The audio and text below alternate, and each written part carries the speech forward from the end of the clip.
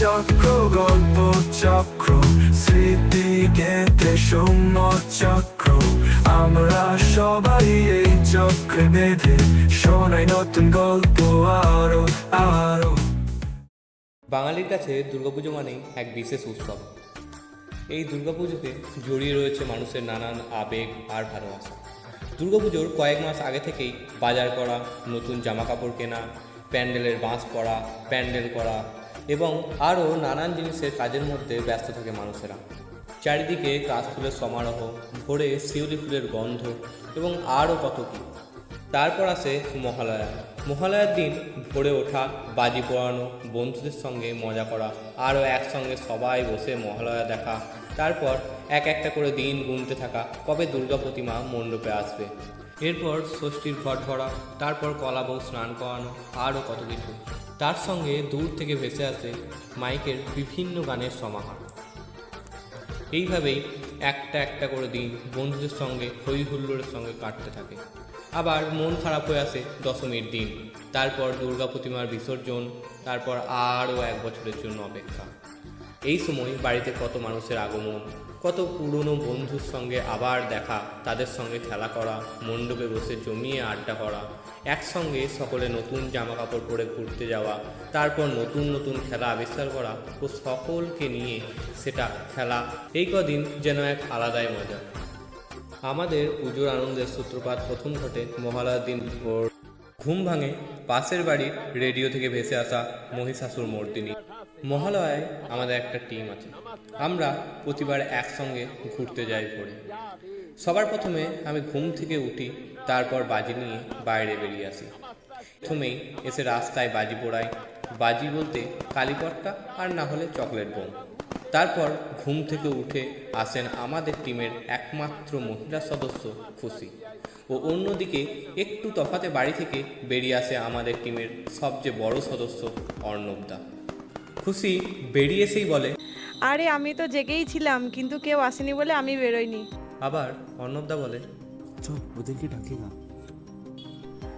এখানে বলে রাখি, ওদেরকে বলতে আমাদের টিমের অন্যান্য সদস্যদের বলা হয়েছে।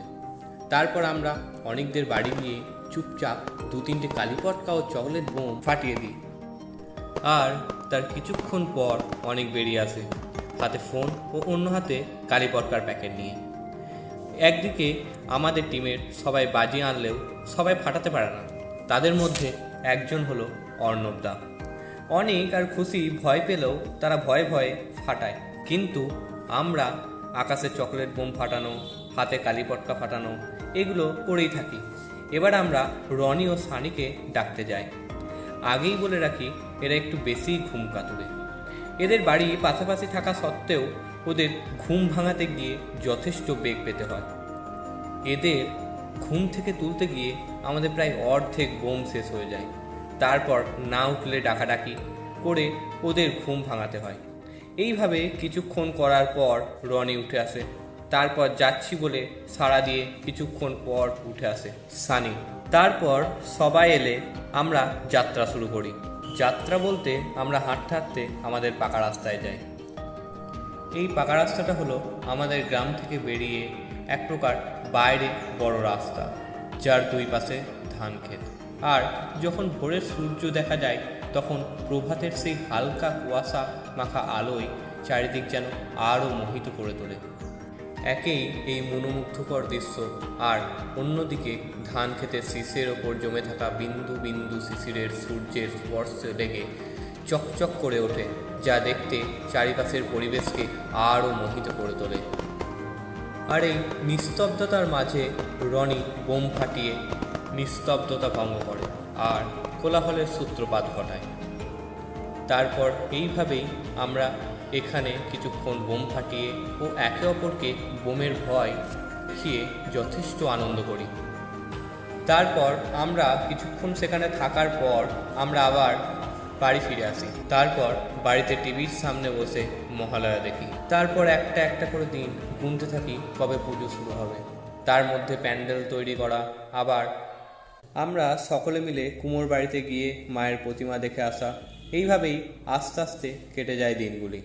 চতুর্থীর দিন মণ্ডপটা ভালো করে সাজানো হয়। কাপড় দিয়ে ও লাইট দিয়ে।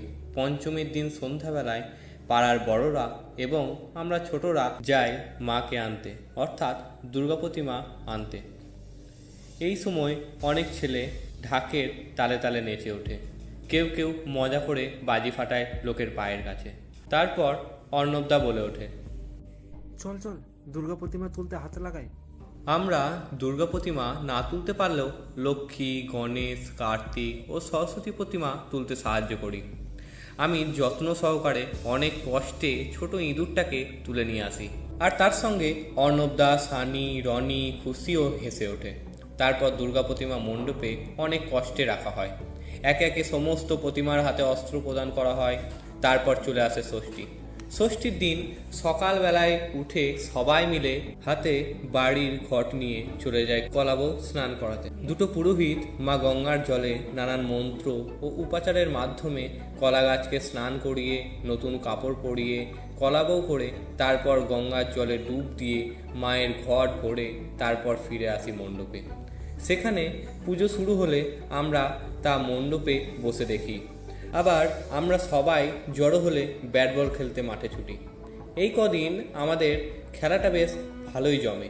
প্রথমত এখানকার বন্ধুরা সব বাড়ি আসে, তারপর আমরা কিছু নতুন বন্ধুর আগমন ঘটায় খেলা বেশ জমে ওঠে। এইভাবে সারাদিন হই হুল্লোড় করে কাটে। রাতের বেলায় সবাই নতুন জামা প্যান্ট পরে ঘুরতে বেরোয়। এইখানে বলে রাখি, এই সময়ে আমাদের দলের সদস্য খুশি এখন আমাদের সাথে থাকে না। যাই হোক, সবাই মিলে সাইকেল করে সমস্ত মণ্ডপ ঘুরে বেড়াতে সবার বেশ ভালোই লাগে। তারপর দিন মহাসপ্তমী। পড়ার কোনো চিন্তা নেই, তাই সকালে আমরা আবার মণ্ডপে এসে দুর্গা প্রতিমাকে দেখতে লাগলাম আর পুজো নানান কাজে সাহায্য করে দিচ্ছিলাম। অর্ণবদা বলল, চল মাঠে খেলতে যাবি না? এক হাতে ব্যাট এবং অন্য হাতে উইকেট নিয়ে। অনিকও 3টে উইকেট নিয়ে এলো। ঠিক সেই সময় ঠাকুরদাও আমাদের পাশে একটা চেয়ারে এসে বসলো। আমরা উঠে খেলতে যাব, ঠিক তখনই ঠাকুরমশাই বলে উঠল, গল্প শুনবে? এক রোমাঞ্চকর গল্প, তোমাদের এখানকার এক না খুঁজে পাওয়া গুপ্তধনের গল্প। আমরা সবাই একসঙ্গে বলে উঠলাম, হ্যাঁ শুনবো। আমি তখনই রাজি হয়ে গেলাম, কারণ গুপ্তধন আছে কিনা তা আমার জানা নেই, কিন্তু গল্প শোনার যে নেশা আমার ছোটবেলা থেকেই ছিল, তাই দাদা ঠাকুরের কথা শুনে আবার জেগে উঠল। আমরা দাদা ঠাকুর মশাইকে সেই ছোট থেকেই দেখছি, দুর্গা মায়ের পুজো করে আসছে। সবাই তাকে ভালোভাবেই চিনি। তিনি অনেক বয়স্ক পুরোহিত হওয়ায় তাকে আমরা দাদা ঠাকুর বলেই ডাকি, আর আমাদের এই ডাক তিনি সাদরে গ্রহণ করেন। দাদা ঠাকুরের বয়স তাকে দেখে বোঝা যায় না। তার বয়স প্রায় 85 হতে চলল, কিন্তু দেখে মনে হয় খুব জোর 60 বছর বয়স। গায়ের রং শ্যামবর্ণা হলেও বেশ ঔজ্জ্বল্য ভাব আছে। বার্ধক্যের ছাপ স্পষ্ট ফুটে উঠেছে তার শরীরে। চোখে একটা চশমা। এই চোখ দুটোই আমার সবচেয়ে বেশি আকর্ষণ করে। চোখ দুটোর শান্ত ও মিষ্টি ভাব, যে কারণে মন শান্ত হয়ে যাবে তার চোখের দিকে তাকালে। পরনে ধুতি ও গায়ে একটা উত্তরীয় জড়ানো, সব মিলিয়ে শান্তশিষ্ট ও ভালো মনের মানুষ। কি শুনবে নাকি গল্পটা? দাদা ঠাকুরের এই কথা আমাকে কল্পনার জগৎ থেকে বের করে নিয়ে এলো। আমি বললাম, হ্যাঁ শুনবো, আর আমার সঙ্গে সম্মতি জানিয়ে সবাই বলে উঠল, হ্যাঁ শুনবো। এই একটু চায়ের ব্যবস্থা কর তো। একটু চা না খেলে ঠিক গল্প বলার যে একটা সুখ তা পাওয়া যায় না। তা তোমাদের কিছু খেলা করার পরিকল্পনা ছিল নাকি? হ্যাঁ দাদা ঠাকুর, এই একটু ব্যাট বল খেলতাম আর কি। রনি বলল, ও তাহলে তোমাদের খেলায় ব্যাঘাত ঘটালাম বলো? না না দাদা ঠাকুর, তুমি শোনাও না। এই তো চা এসে গেছে। চায়ের কাপটা হাতে তুলে নিয়ে বেশ আমেজের সঙ্গেই 2 চুমুক দিলেন। তারপর বললেন, তবে শোনো তোমরা, এ প্রায় আজ থেকে 450 কি 500 বছর আগেকার কথা।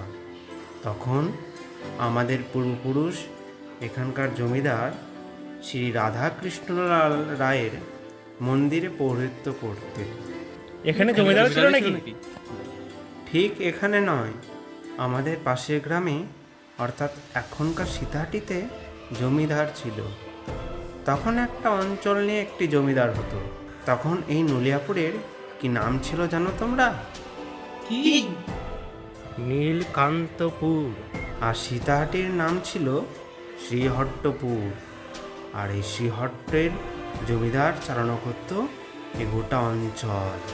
রাধাকৃষ্ণলাল রায়ের এক পুত্র ছিল যার নাম বংশীলাল রায় ও তার এক কন্যা ছিল নীলা। বংশীলাল রায় আমার পূর্বপুরুষ অর্থাৎ শ্রী গোপালনাথ ঠাকুরের একমাত্র পুত্র হরিদাস ঠাকুরের খুব ঘনিষ্ঠ বন্ধু ছিল। তারা ছেলেবেলা থেকেই একসঙ্গে খেলা করা, পাঠশালায় যাওয়া, গঙ্গার জলে স্নান করা, বড়দের থেকে লুকিয়ে মাছ ধরতে যাওয়া, এইভাবেই শৈশব জীবন কাটিয়ে তার বড় হয়ে ওঠে। আর যখন তারা কোনো দোষ করত তখনই তাদের কুকীর্তির কথা নীলা তার বাবা অর্থাৎ রাধাকৃষ্ণলাল রায়কে জানাতো। ফলে কানাইলাল ও হরিদাসকে শাস্তি ভোগ করতে হতো।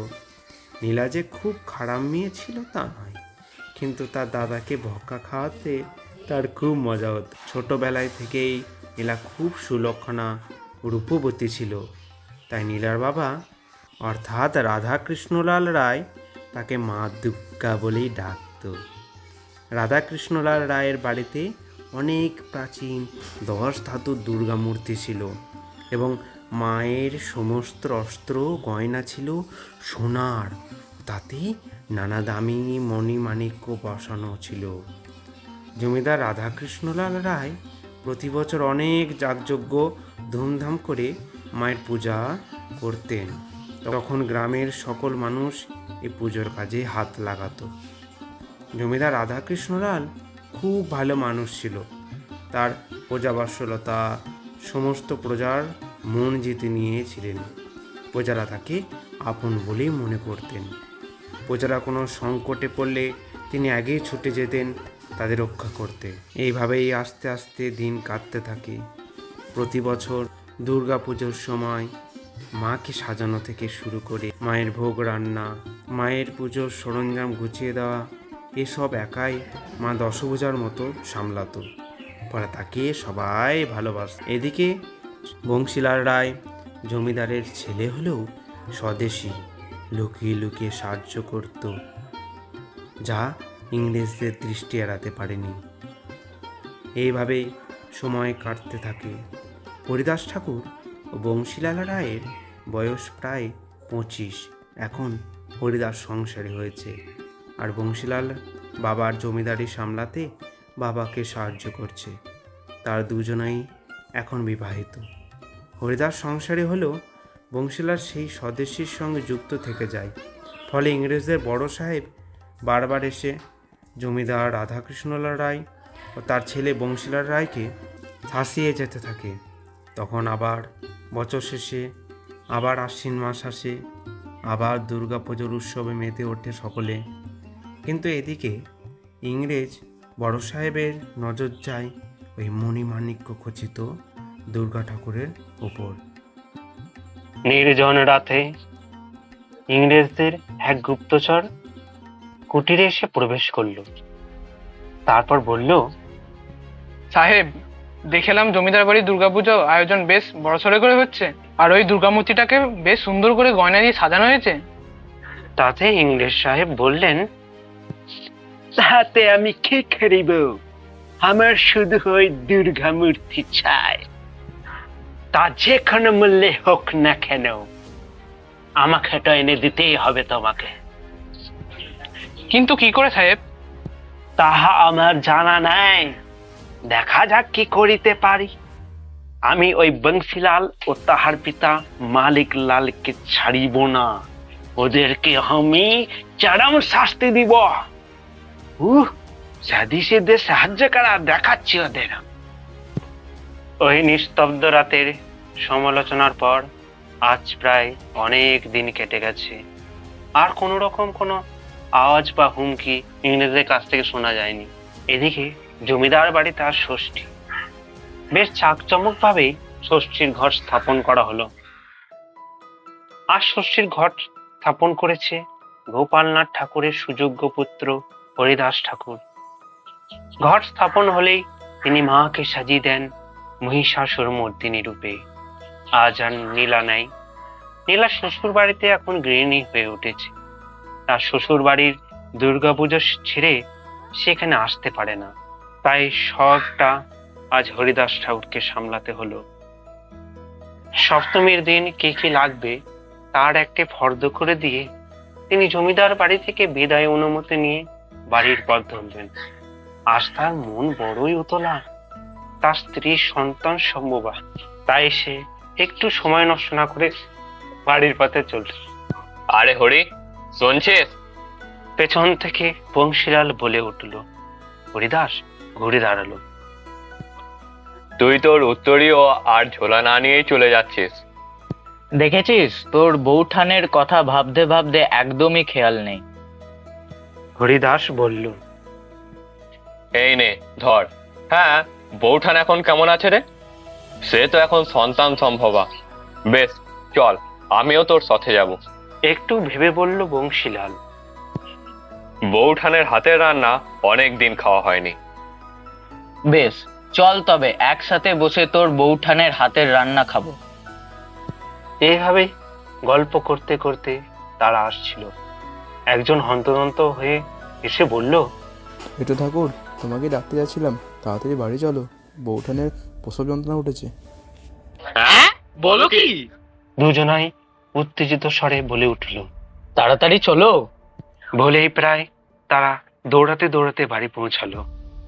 বাড়ি পৌঁছে দেখলো সবাই উলুধ্বনি শঙ্খধ্বনি দিচ্ছে। দাইমা বারান্দা থেকে নেমে এসে বলল, একটু মিষ্টি মুখ করো বাবা। বলেই দাইমা একটা গোটা সন্দেশ আমাকে খাইয়ে দিলেন। আমার কিন্তু একটা নাকে নলক চাই। আমি এসব দেখে অবাক। আমার মাথায় তখন স্ত্রীর কথাই ভাসছিল, তাই আমি তার কথা আর না শুনে ঘরের দিকে হাঁটা লাগালাম। ঘরে ঢুকে দেখি আমার স্ত্রী ঘুমাচ্ছে। তার পাশে শোয়ানো আছে এক সদ্যজাত শিশু।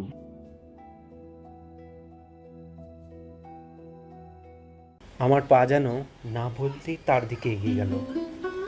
কি মিষ্টি মুখটা যে এই ভর দুপুরে আধো অন্ধকার পূর্ণিমার জ্যোৎস্নামুখর চাঁদ নেমে এসেছে। সে চোখ মেলে চাইলে আমার দিকে তার হাসি পানা মুখটা দেখে যেন আমি সব ভুলে গেলাম। আমার হাত কখন যে তার মাথায় চলে গেল আমি স্নেহের বসে তার টেরই পাইনি। আমার হাতে দু ফোঁটা জল পড়ল। আনন্দে আমার চোখের জল বাঁধ ভেঙেছে। এ এক অদ্ভুত সুখ, যেন বুকের ভেতর কেউ আনন্দে উল্লাসে নৃত্য করে বেড়াচ্ছে। আমি খোকার মাথায় হাত বোলাতে বোলাতে এইসব কথায় ভাবছিলাম, ঠিক তখনই কে যেন পাশ থেকে বলে উঠল, কেমন দেখছো খোকাকে? এটা আমার সহধর্মিণী মিনময়ী বলে উঠল। মিনময়ী একটু কষ্টে একটু মজার ছলে বলে উঠল, দেখছি খোকাকে পেয়ে আমার কথা ভুলেই গেলে। না না মিনময়ী, তেমন কিছু না, প্রথমবার পিতৃত্বের সাথে আনন্দে ভাবুক হয়ে পড়েছিলাম। মিনময়ীর মাথায় হাত বোলাতে বোলাতে বললাম, যেন স্বয়ং কেষ্ট ঠাকুর আমার বাড়িতে আমাদের সন্তান রূপে এসেছে। এসব কথা হচ্ছিল, ঠিক তখনই দরজার বাইরে থেকে কে বলে উঠল, ভেতরে আসতে পারি বউঠান? আসলে ভাইবোকে দেখার আমার আর তর্স হয়েছে না যে। এসো ঠাকুরপো। হায় ভেতর আয়, তোর ভাইবোকে দেখ। বাহ, ভারী মিষ্টি হয়েছে তো ভাইবোকে দেখতে। তখনই নিজের গলা থেকে একটি স্বর্ণহার ভাইপোর গলায় পরিয়ে দিলেন। আমি আজ সকল গ্রামবাসীকে মিষ্টি খাওয়াবো। আমার ভাইপো হয়েছে, আমার আজ খুব আনন্দ। এইভাবেই দিনটা হইচই ও আনন্দের মধ্যে দিয়ে কেটে গেল। সপ্তমীর দিন হরিনাথ আর পুজো করতে পারল না, অন্য পুরোহিত দিয়ে পুজো করতে হলো। এইভাবেই অষ্টমী, নবমী ও দশমীর দিন দুর্গা প্রতিমার বিদায় দিন আসন্ন হলো। এর মধ্যেই বংশীলাস বেশ কয়েকবার হরিনাথের বাড়ি থেকে ঘুরে এসেছে। মা ও বাচ্চা বেশ আছে। আর দশমীতে হরিনাথ মায়ের কাছে আসবে। সে প্রতিবার এই দিন ভারী ভাবুক হয়ে পড়ে। মায়ের চলে যাওয়ার কথা ভেবেই তার দুই চোখ দিয়ে শ্রাবণের বৃষ্টি ধারার মতো জল গড়িয়ে পড়ে। বংশীলাল তাকে কিছুতেই সামলাতে পারে না। পুজো শেষে ঘট নড়িয়ে মাকে বিদায় জানানো হবে, ঠিক সে সময় হরিনাথ বলে উঠল, মা, তুই চলে যাচ্ছিস? তোর এই সন্তান তোকে ছাড়া কি করে থাকবে? দৌড়ে গিয়ে মায়ের ঘটে মাথা ঠুকতে থাকলে, কাঁদতে থাকলে বংশীলাল অনেক কষ্টে তাকে সামলায়, তাকে ঘরে নিয়ে গিয়ে বসায়, কিন্তু তাতেও তার চোখের অশ্রুধারা থামে না। শেষে প্রতিমার বিসর্জন দিয়ে সন্ধ্যার দিকে হরিনাথকে নিয়ে বংশীলাল হরিনাথকে বাড়ি দিয়ে আসে। এরপর বেশ কয়েক মাস কেটে যায়। একদিকে যেমন হরিনাথের সন্তান বড় হতে থাকে, অন্যদিকে ইংরেজের বিরুদ্ধে নানা স্বদেশী আন্দোলনে বংশীলাল সাহায্য করতে থাকে, যা ইংরেজদের দৃষ্টিগোচর হয়নি। আজ হরিনাথের সন্তানের মুখে ভাত ওর নামকরণ অনুষ্ঠান। বেশ তোড়জোড় ও জাঁকজমকভাবেই নামকরণ অনুষ্ঠান সম্পন্ন হলো।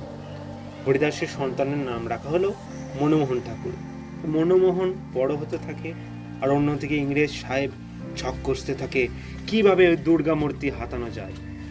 ইংরেজ সাহেব গোপনে চল লাগিয়ে দেয় বংশীলালের ওপরে গোপনে নজর রাখার জন্য। একদিন রাতে কয়েকজন ইংরেজ পাইক জমিদার বাড়িতে প্রবেশ করলো। তাদের উদ্দেশ্য ছিল জমিদার বংশীলালকে হত্যা করে দুর্গা মূর্তি চুরি করা। সেদিন রাজবাড়িতে বংশীলাল আর কয়েকজন কর্মচারী ছাড়া আর কেউ ছিল না, কারণ সেই দিন ছিল শ্মশান খেলা। এখন শ্মশান খেলা সেই রকম ধুম না থাকলেও আগের মানুষ এইগুলোকে খুব মানত ও ভয়ও পেত। সেদিন রাতে কেউ বাড়ি থেকে বেরোতেই ভয় পেত, কারণ মানুষ মনে করত শ্মশানবাসীরা জাগ্রত হয়ে রক্ত লালসায় উঠে আসবে আর মানুষকে হত্যা করে তার রক্ত পান করবে। বেশ, এবার আসল কথায় ফিরি। সে রাতে ইংরেজ পাইকরা রাজবাড়িতে প্রবেশ করে সোজা বংশীলালের ঘরের দিকে যায়। সেখানে তাদের দুই দাসের মুখোমুখি হয়, যারা জমিদারের জন্য দুধ নিয়ে যাচ্ছিল। হঠাৎ তাদের মধ্যে একজন বলে ওঠে, তোমরা কারা? তোমাদের তো এখানকার দাস বলে মনে হচ্ছে না। তোমরা কে? অন্য দাস বলে উঠল। সে ইংরেজ 6 জন পাইক কোনো উত্তর না দিয়ে তাদের উপর ঝাঁপিয়ে পড়ল। কোনো কিছু করার আগে তাদের দুজনের প্রাণশূন্য দেহটা মাটির মধ্যে পড়েছিল। এইসব ঘটনায় জমিদার বংশীলালের ঘরের কাছেই হচ্ছিল। তাই বংশীলাল সতর্ক হয়ে ঘরের কোনায় অপেক্ষা করতে লাগলো, হাতে বন্দুক নিয়ে। এইসব থেকে অজানা ইংরেজ পাইকগুলো জমিদারকে হত্যা করতে চুপি চুপি জমিদারের ঘরে প্রবেশ করলো। জমিদার আগে থেকে খাটের ওপর পাশ বালিশ ও বালিশকে চাদর চাপা দিয়ে এমনভাবে রেখে দিয়েছিল যে দেখে মনে হচ্ছিল কেউ যেন শুয়ে আছে। ওই 6 জন বিছানায় চারদিকে এসে দাঁড়ালো, আর তার মধ্যে থেকে একজন তলোয়ার দিয়ে তার ওপর প্রাণঘাতী প্রহার করতে যাবে। ঠিক সেই সময় কি হলো? ঠিক সেই সময় দাদা ঠাকুর কি হলো? চুপ করে গেলে কেন? দাঁড়া, আর এক কাপ চায়ের কথা বলি। সে সময় মণ্ডপে পুজোর থালা বাসন তুলে রাখছিল ছোট্ট কাকা। দাদা ঠাকুর তাকে বলল, এই ছোট্টু, আমার জন্য এক কাপ চায়ের কথা বলতো। বেশ ঠাকুর, বলছি। ছোট্টু কাকা বলল, দাদা ঠাকুর বলো, তারপর কি হলো? বেশ, শোনো তবে।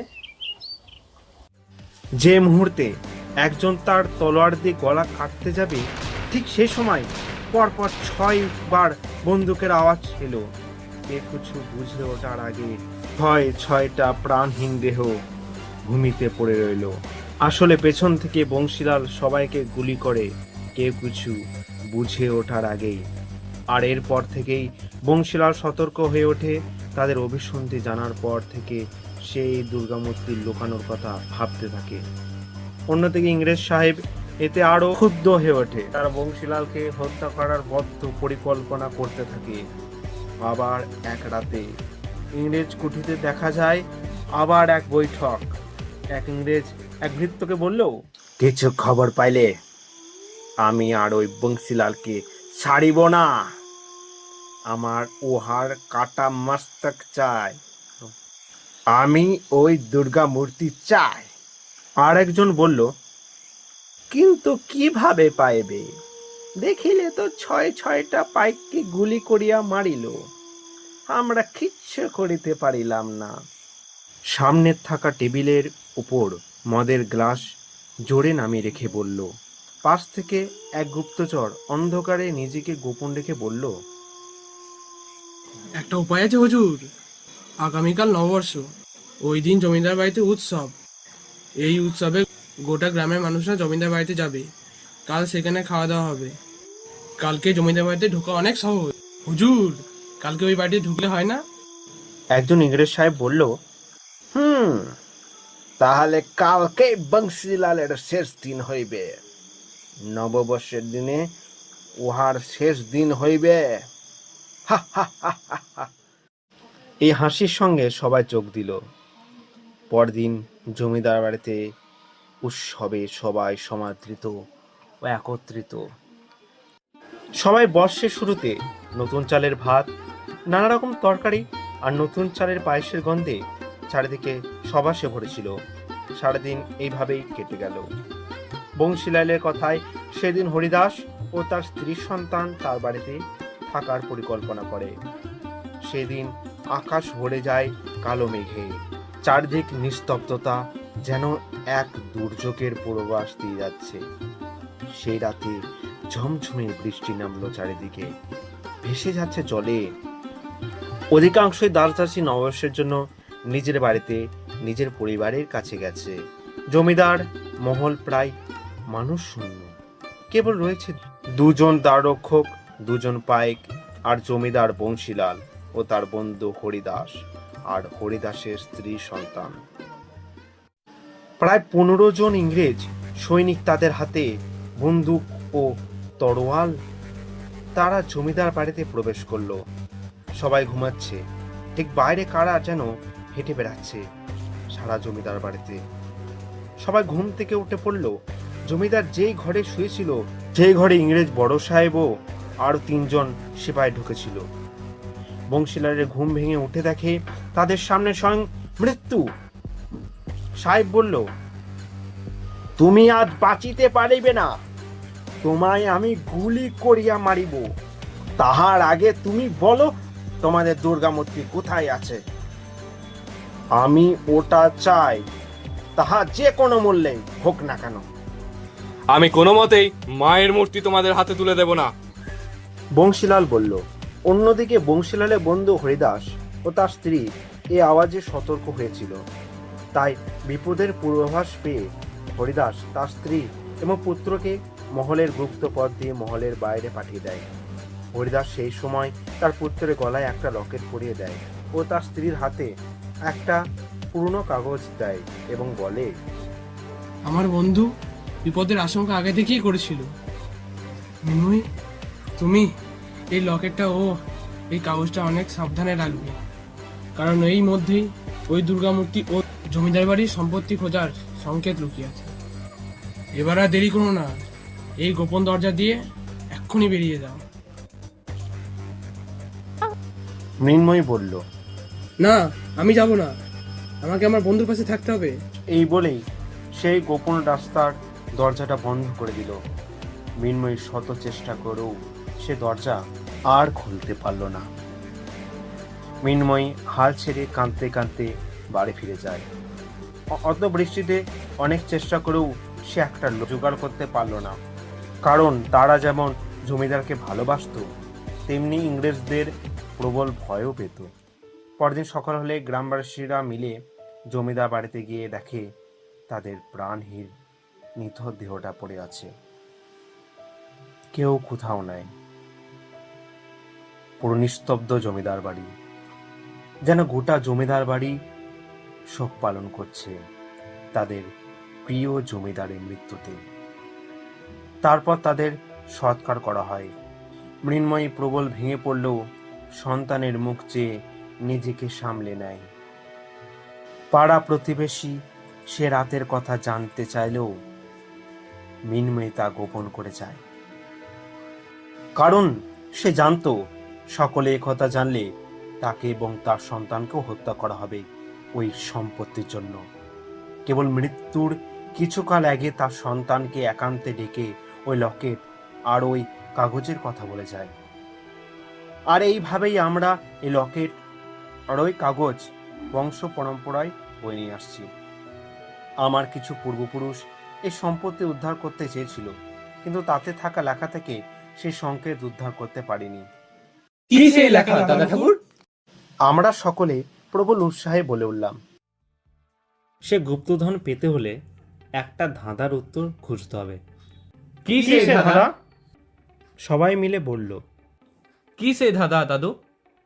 দাঁড়া, তোদের সেই ধাঁধা আমি দেখাচ্ছি, এই পোটলার মধ্যেই আছে। এই বলেই দাদা ঠাকুর তার সঙ্গে থাকা পোটলাটায় হাত ঢুকে কি একটা খুঁজতে লাগলো।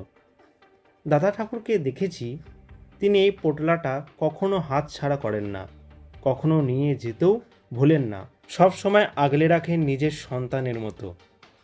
এতদিনে হয়তো এর কারণ আমরা বুঝতে পেরেছি। এই তো পেয়েছি, আমাদের চিন্তায় ব্যাঘাত ঘটিয়ে বলল। আমরা অন্যমনস্ক হয়ে পড়েছিলাম। দাদা ঠাকুরের দিকে তাকাতেই দেখলাম তার হাতে একটা বাক্স। বাক্সটা বাঁশের ছাল অর্থাৎ বাঁশের উপরের যে সবুজ অংশ, যেটা দিয়ে ঝুড়ি, ধামা, কুলো তৈরি হয় তা দিয়ে। কিন্তু এটা অপূর্ব সুন্দর দেখতে। বাক্সটার আকার ঘড়ির আকার বাক্সর মতো, বোঝা যাচ্ছে কোনো পাকা হাতের কাজ। এটা দেখতো অনেক পুরনো। এই তো, এর মধ্যেই আছে সেই দাদা। বলতো এই বাক্সটা কত বছর পুরনো? দাদা ঠাকুর, আমার দেখে মনে হচ্ছে এটা খুব জোর 70 থেকে 80 বছর পুরনো হবে। জিৎ বলল, না, এটার বয়স 500 বছর।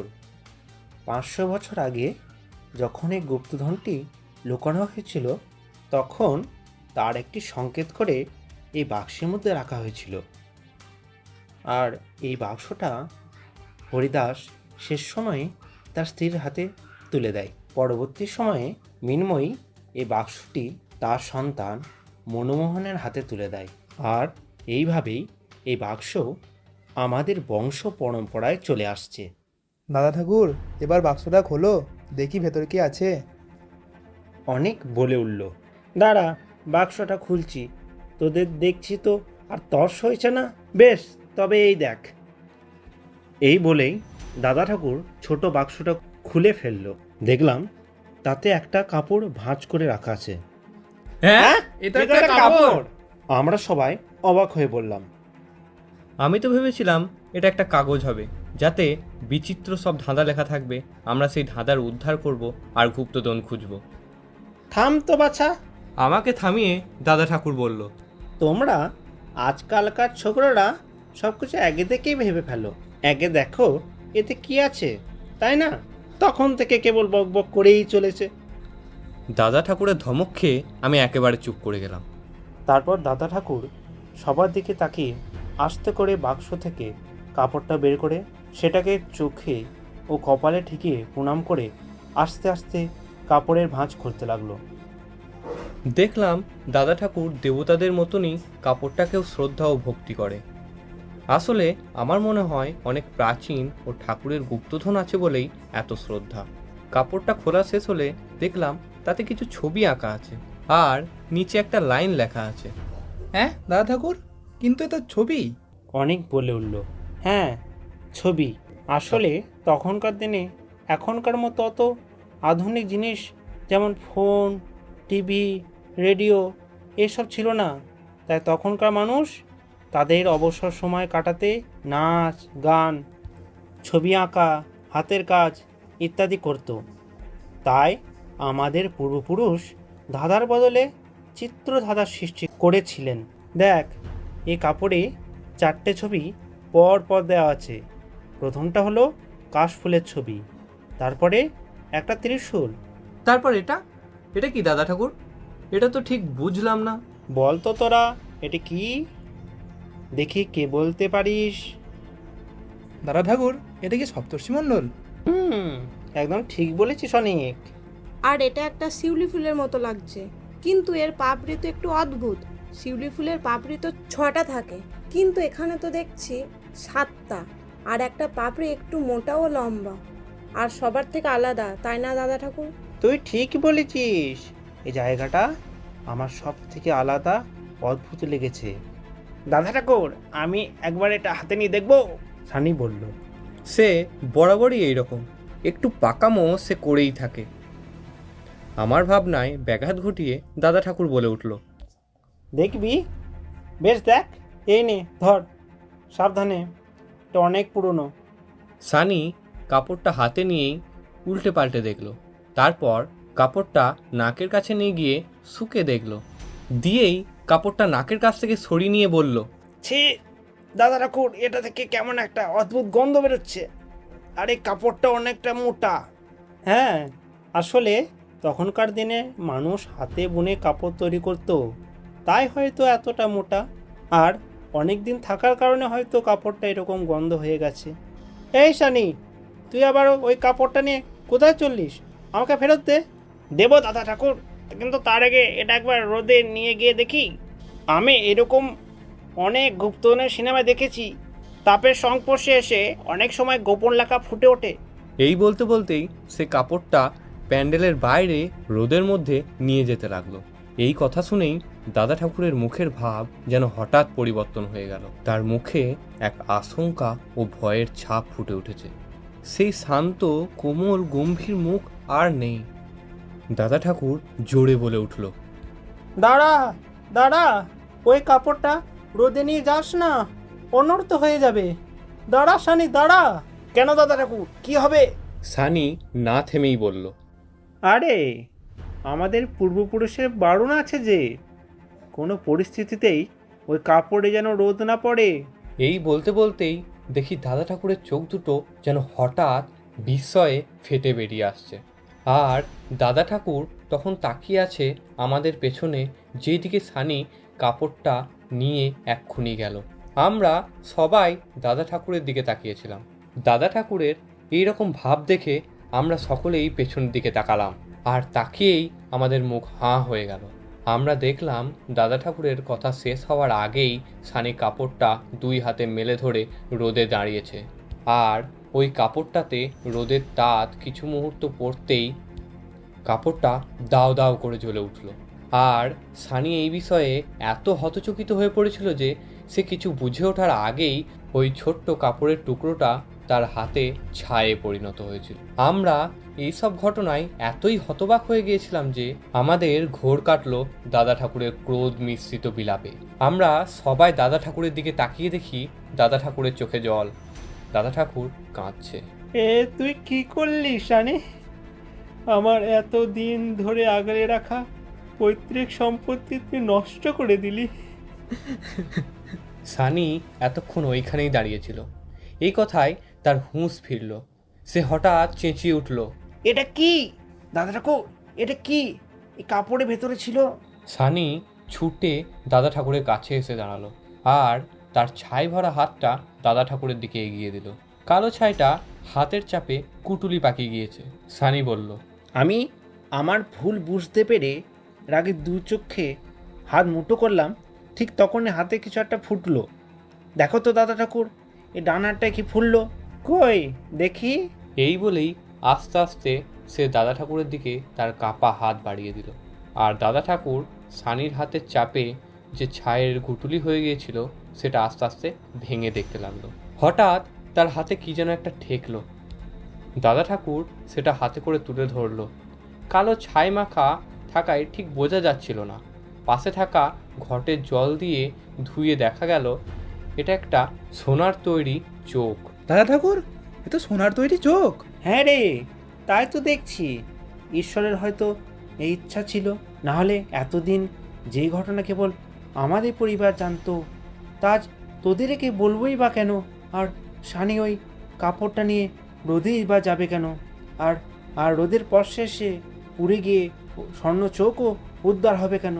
ঠিক আছে, ঈশ্বরের যদি তাই ইচ্ছা হয় তাহলে তাই হোক। শোনো ছোকরারা, আমার কোনো সন্তান নেই, আর আমি আর বেশি দিন বাঁচবও না, তাই আমি গুপ্তধন খোঁজার দায়িত্ব আমি তোমাদের দিয়ে গেলাম, আর তার সঙ্গে এই চোখ ও লকেটটা। কারণ আমার মনে হয় ঈশ্বর চান যে তোমরা এই গুপ্তধন খুঁজে বের করো। আর একটা কথা, যদি ওই গুপ্তধন পাও তাহলে সেটা সমাজ ও প্রকৃতির কল্যাণে ব্যবহার করো। আর তোমরা তো বোধহয় কেউ ওই নিচের লাইনটা পড়োনি। না দাদা ঠাকুর, আমি পড়েছি। বলো তো তাহলে কি লেখা ছিল? জ্ঞানচক্ষুর মাঝে পাবে জ্ঞানের দিশা, অসময়ে অক্ষিদানে হবে সর্বনাশা। অনেক বলল, একদম ঠিক। এরও নিশ্চয় কোনো কারণ থাকবে। আমার মনে হয় তোরা এই ধাঁধার উত্তর নিশ্চয়ই খুঁজে বার করবি। বেশ, অনেক বেলা হয়েছে, আমার এবার বাড়ি যাওয়ার সময় হয়েছে। আর আজ আমার শরীরটাও ভালো লাগছে না। তোমরা থাকো বাছারা, আমি এবার আসি। এই বলেই দাদা ঠাকুর তার পাশে পড়ে থাকা পোটলাটা নিয়ে উঠে পড়লেন এবং আস্তে আস্তে চলে গেলেন। আমরা সবাই বেলা হয়েছে বলে নিজের নিজের বাড়ি চলে গেলাম এবং খাওয়ার পর আবার সবাই এখানে জড়ো হব। তারপর আমরা আবার প্রায় 1 ঘন্টা পর দুর্গা মণ্ডপে এসে জড়ো হলাম। তারপর সবাই গোল করে বসে এই ধাঁধার বিষয় নিয়ে আলোচনা শুরু করব। ঠিক সেই সময় অর্ণবদা বলে উঠল, এখনো তো জিত আসেনি। দেখ গা, ও এখনো খাচ্ছে, জানিস তো ওর খেতে অনেক দেরি হয়। অনেক বলল। এই নিয়েই সবাই হাসি মজা করছিল। ঠিক সেই সময় পেছন থেকে বলে উঠল, এই তো আমি এসে গেছি। খেতে খেতে ওই ধাঁধার বিষয়ে ভাবছিলাম, আর তাতেই দেরি হলো। তা তোরা কোনো ছবির মানে বুঝতে পারলি? না রে, আমাদের তো মাথায় আসছে না। সবাই বলল, কিন্তু অর্ণবদা বলল, আমার মনে হয় কাশফুলটা সময় বোঝাতে পারে। এখন এইটুকুই বুঝতে পেরেছি। কিন্তু আমার মনে হয় আমি প্রায় গুপ্তধনের রহস্য উদ্ধার করে ফেলেছি। হ্যাঁ? সবাই বলে উঠল, বলিস কি, তুই গুপ্তধনের রহস্য উদ্ধার করে ফেললি? হ্যাঁ, আমার তো তাই মনে হচ্ছে। আসলে আমি এরকম অনেক রহস্য উদ্ধারের বই দেখেছি আর অনেক গল্পও শুনেছি। তারই মধ্যে 2-1টা এইরকম চিত্রের ধাঁধা দেখেছি। আর এত গল্প শুনে এই সব বই দেখে আমার মধ্যে এই চিত্র নিয়ে অনেক ভাবনা উদয় হয়েছে। আর ওই ছবির চারটের মানে মনে হয় আমি সমাধান করতে পেরেছি।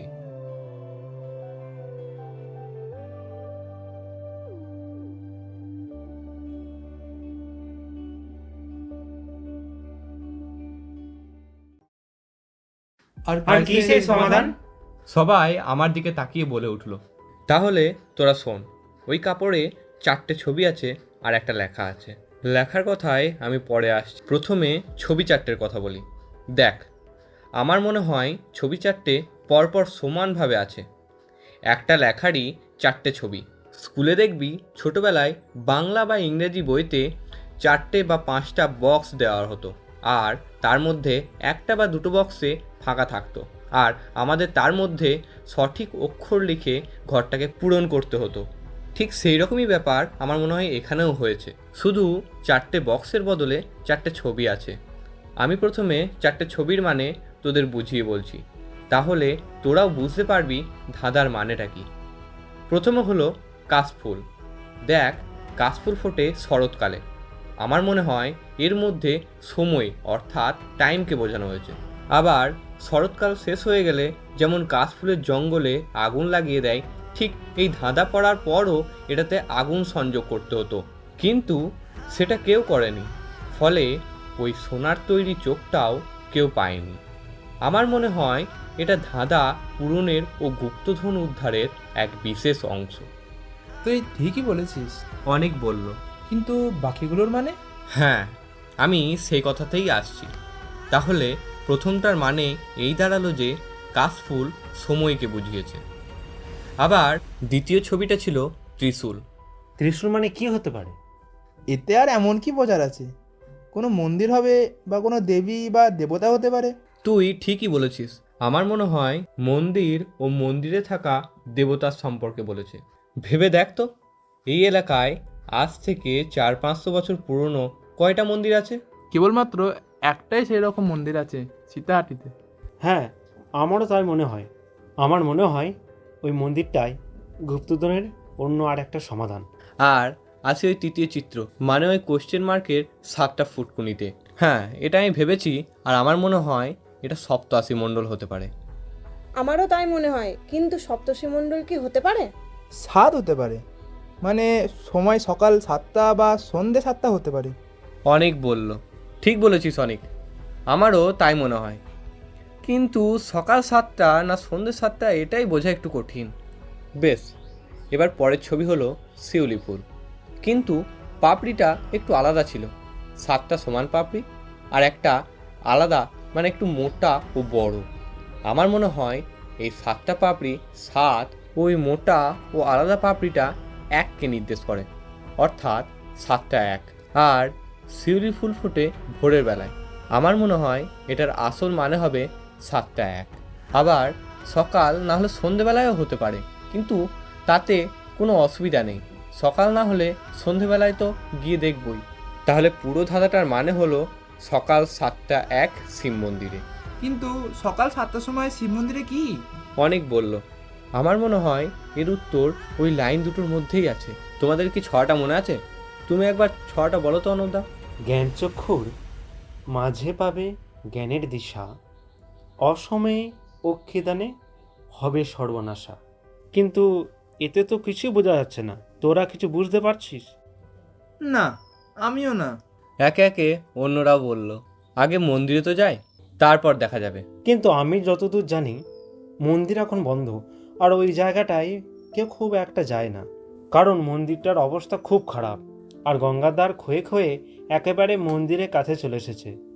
আর যেভাবে নদীর পাড় ভাঙছে, এবার আর কয়েক বছরের মধ্যেই মন্দিরটা গঙ্গা নদীর মধ্যেই চলে যাবে। আর তাছাড়া এই সবে বর্ষা গেল, মন্দির এখন ঝোপঝাড়ের লতাপাতায় ভর্তি। শুধুমাত্র মন্দিরের পূজারী নিত্য পূজাটুকু করে আসে। বেশ তো, তবে তো খুবই ভালো হলো।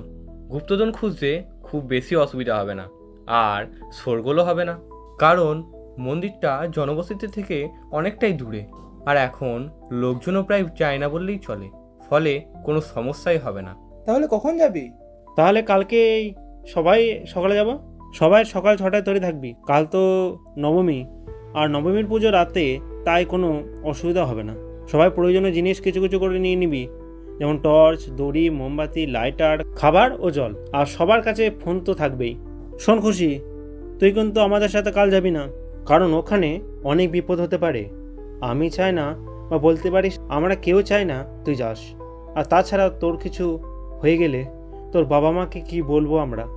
বেশ ঠিক আছে, আজ এতটাই থাক। আবার এই বিষয়ে আজ আর কোনো আলোচনা হবে না। যা হবে কাল সকালে দেখা যাবে।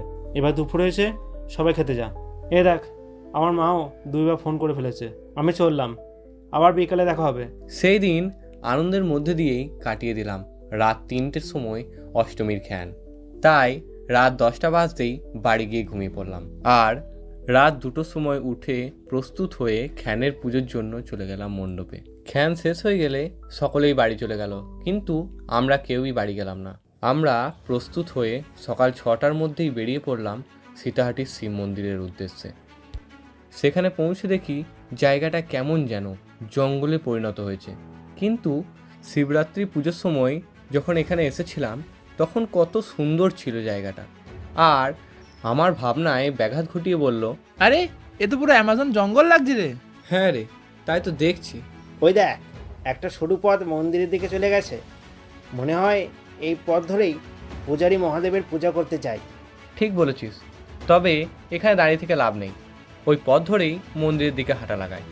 মন্দিরে পৌঁছে একবার ঘড়ির দিকে তাকিয়ে দেখি 7:45। মানে আমাদের হাতে এখনও 15 মিনিট সময় আছে। চল আমরা সবাই মন্দিরের চারপাশটা দেখে নিই। এই বলেই সবাই মন্দিরের এদিক ওদিক চলে গেল। আমিও মন্দিরটা ঘুরে ঘুরে দেখতে লাগলাম কোথাও কিছু খুঁজে পাই কিনা। জায়গাটা বেশ ভালো, চারিদিকে নিরিবিলি সবুজ, নানান পাখির কিচিরমিচির আওয়াজ। এই সব উপভোগ করতে করতেই আমি গঙ্গার ধারে গেলাম। সকালে গঙ্গার ধারের সূর্যোদয় দেখতে খুব ভালো লাগছিল।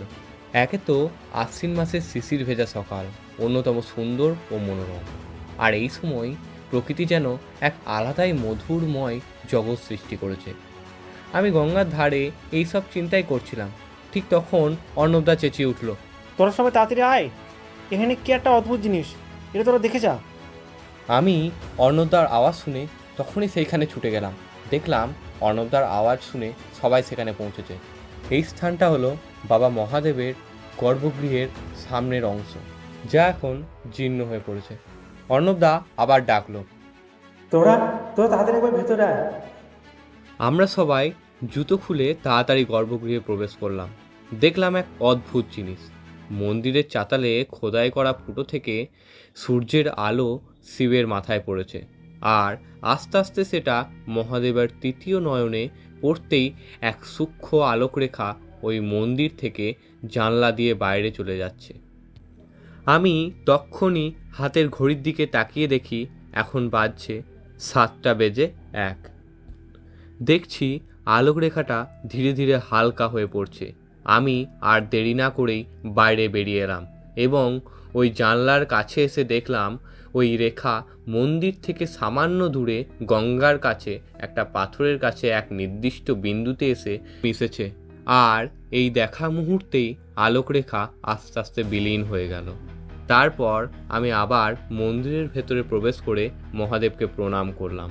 তারপর অর্ণবদা বলে উঠল, আমি যখন ঘুরতে ঘুরতে মহাদেবের গর্ভগৃহের সামনে চলে আসি, তখন মহাদেবকে প্রণাম করার জন্য এই মন্দিরের ভেতরে ঢুকতে এই আশ্চর্য ঘটনাটা দেখলাম যে আস্তে আস্তে সূর্যের আলো মহাদেবের মাথায় পড়ে এক আলোকরেখার সৃষ্টি হচ্ছে, যেটা বাইরে বেরিয়ে যাচ্ছে ওই জানলাটা দিয়ে। আর তারপরে আমি তোদেরকে ডাকি। তুই ওই রকম করে ছুটে বাইরে বেরিয়ে এলি কেন? অনেক বলল, না রে, আমার ওই ধাঁধা দুটো লাইনের মধ্যে একটা লাইনের মানে বুঝতে পেরেই বেরিয়ে গিয়েছিলাম। আর আমি মনে হয় ওই গুপ্তধনের কাছে পৌঁছানোর পথ মনে হয় পেয়ে গেছি। হ্যাঁ, বলিস কি? কি করে? কখন? কিভাবে? দাঁড়া, আগে মন্দিরের বাইরে চ, তারপর বলছি। ওই লাইন দুটোর মধ্যে প্রথম লাইনটা কি ছিল? ওই তো, জ্ঞান চক্ষুর মাঝে হবে জ্ঞানের দিশা। হ্যাঁ, ঠিক বলেছ। আমরা থার্ড আই বা তৃতীয় নয়নকে আমরা আধ্যাত্মিক জগতে জ্ঞানচক্ষু বলে থাকি। আর মহাদেবের তৃতীয় নয়নে সূর্যের আলো পড়ে একটা রেখার সৃষ্টি করেছে, মানে দিশা বা পথের সৃষ্টি করেছে। তাই এখানে লাইনটার মানে স্পষ্ট হয়ে গেছে যে জ্ঞানচক্ষুর মাঝে পাবে জ্ঞানের দিশার মানে ওই আলো তৃতীয় নয়নে পড়ে যে রেখার সৃষ্টি করেছে তাই আমাদের গুপ্তধন উদ্ধারের পথে নিয়ে যাবে। আর তাই আমি ওই আলোক রেখা কোথায় গেছে সেটা দেখার জন্যই বাইরে গিয়েছিলাম। তা তুই দেখলি কোথায় গিয়ে মিশেছে? ওটা গঙ্গার ধারে একটা পাথরের একটা নির্দিষ্ট স্থানে গিয়ে মিশেছে। অবশ্য এই সময় বা পরিবেশ না থাকলে হয়তো বোঝা একটু কঠিন হতো, কারণ আশ্বিনের সকালের দিকে যে পাতলা কুয়াশার সৃষ্টি হয় তাতে ওই সূক্ষ্ম আলোকরেখা বুঝতে অনেকটা সুবিধা করেছে। অবশ্য এই সময় না থাকলে হয়তো বোঝা একটু কঠিন হতো, কারণ আশ্বিনের সকালের দিকে যে পাতলা কুয়াশার সৃষ্টি হয় তাতে ওই সূক্ষ্ম আলোকরেখা বুঝতে অনেক সুবিধা করেছে। আর ওই কারণেই আমি ভেবেছিলাম এটা হয়তো দ্বিতীয় লাইনের মানে, কিন্তু ঠিক মিলল না। বেশ, এখনও সব থাক, চল আগে তোদের ওই জায়গাটায় নিয়ে যাই। তারপর আমরা গঙ্গার ধারে সেই স্থানে এসে পৌঁছালাম। জায়গাটা লতা পাতায় ভর্তি ছিল, সেই পাথরটায় নানান লতা জড়িয়েছিল। আগে সেই জায়গাটা পরিষ্কার করলাম, দেখলাম কোনো একটা মূর্তির ছবি আঁকা আছে। এটা তো ভালো করে সাবধানে পরিষ্কার করতে হবে, নাহলে অনেক পুরনো হওয়ায় এটার হয়তো আসল বিষয়টা খারাপ হয়ে যেতে পারে। ঠিক বলেছ অর্ণবদা। আমি একটা তুলি নিয়ে এসেছি, যদি কোনো কাজে লাগে। বেশ, তাড়াতাড়ি দে। আর 1 ঘন্টা পরই মন্দিরের পুরোহিত চলে আসবে পুজো করতে। তারপর অনেকের কাছ থেকে তুলিটা নিয়ে অর্ণবদা খুব যত্নে জায়গাটা পরিষ্কার করলো। এটা দেখে মনে হলো যেন মা দুর্গার মূর্তি কেউ এই পাথরের মধ্যে এঁকে দিয়েছে, কিন্তু কপালের তৃতীয় নয়নের জায়গাটা একটু গর্ত করা। অর্ণবদা তখন ওই জায়গাটাই সাবধানে পরিষ্কার করছিল। আমার মাথায় তক্ষুনি একটা কথা মনে পড়ে গেল, অসময়ে অক্ষিদানে হবে সর্বনাশা। আমি সঙ্গে সঙ্গে সানিকে বললাম, সানি, দাদা ঠাকুর তোকে সোনার চোখটা দিয়েছিল, এক্ষুনি দিয়ে তাড়াতাড়ি আমাকে। হ্যাঁ দিচ্ছি, কিন্তু কি করবে আগে সেটা তো বল। আমি কিছুই বলবো না, আমার আন্দাজ যদি সত্যি হয় তাহলে তোরা একটা আশ্চর্য ঘটনা দেখবি। দিচ্ছি, দাঁড়া, আমার ব্যাগে আছে। সানি ব্যাগ থেকে বার করেই আমার হাতে দিল। আমি দেখে নিয়েই বললাম, হ্যাঁ এই তো মিলে গেছে। এই বলেই ওই চোখটা মা দুর্গার তৃতীয় নয়নে বসিয়ে দিলাম। সঙ্গে সঙ্গে একটা আওয়াজ করে ওই পাথরটা সরে গেল, আর পাথরের নিচ থেকে একটা ছোট্ট সিঁড়ি বেরিয়ে পড়ল, যেটা পুরো অন্ধকার ছিল। সিঁড়িটা মাটির নিচে অন্ধকারে মিলিয়ে গেছে। আমি বললাম, অর্ণবদা, টর্চটা একবার দাও তো। হ্যাঁ দিচ্ছি, এনে ধর। টর্চটা হাতে নিয়ে সিঁড়ির ওপর ফেললাম। দেখলাম সিঁড়িটা পেঁচিয়ে পেঁচিয়ে নিচে নেমে গেছে। তোরা সবাই আমার পেছনে আয়। এই বলেই আমি সিঁড়িতে প্রথম পা দিলাম। সিঁড়িটা অনেক বছর ব্যবহার না হওয়ায় কেমন এক পিচ্ছল মসের আস্তরণ সৃষ্টি হয়েছে।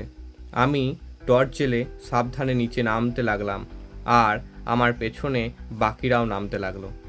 সিঁড়িগুলো পাথর কেটে তৈরি করা হয়েছিল, ফলে কিছু সিঁড়ি ধারগুলো ভেঙে গিয়েছিল।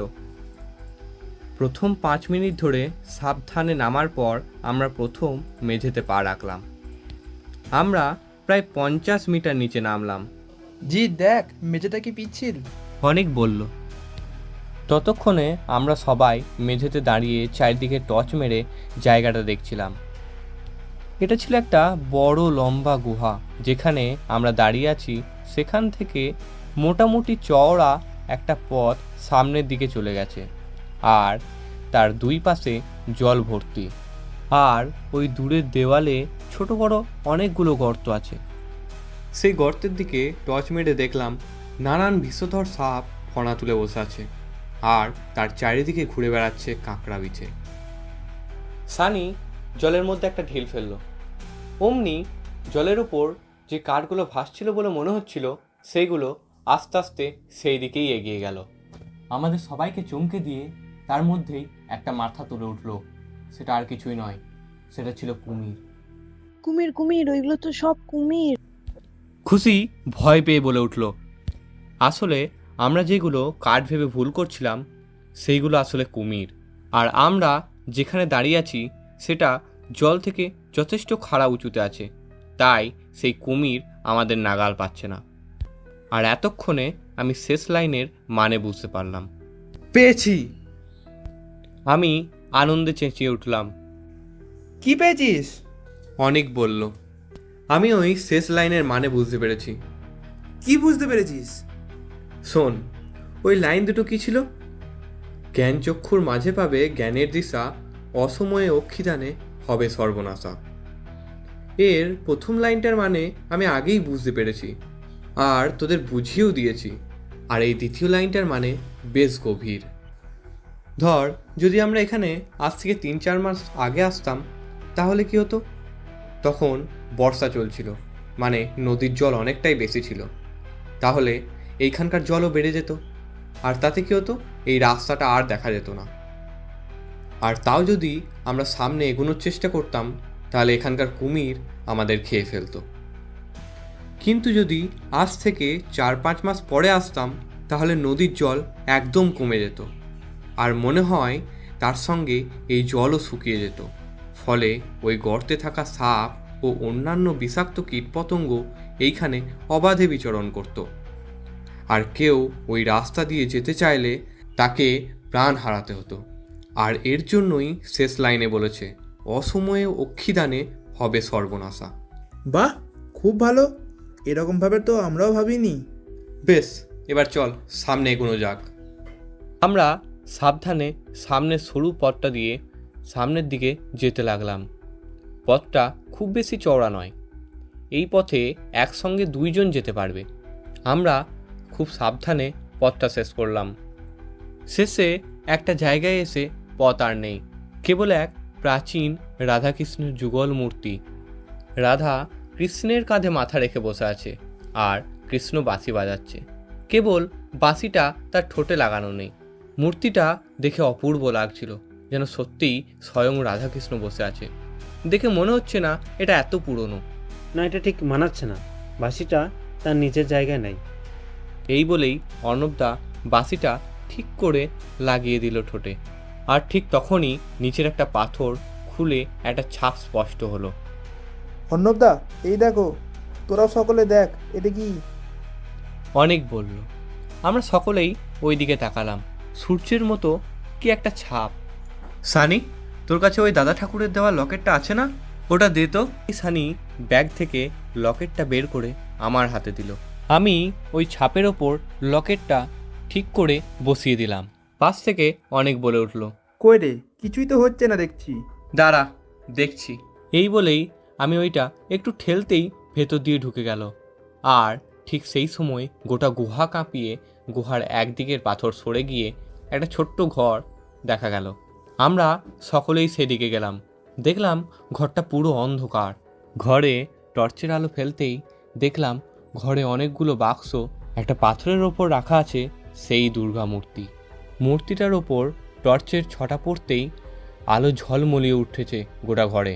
আমরা সকলেই ঘরে ঢুকে উত্তেজনায় সব বাক্স খুলে দেখতে লাগলাম। সমস্ত বাক্সে হিরে, সোনার মুদ্রা, গহনা, নানান মণিমাণিক্যে ভরা ছিল।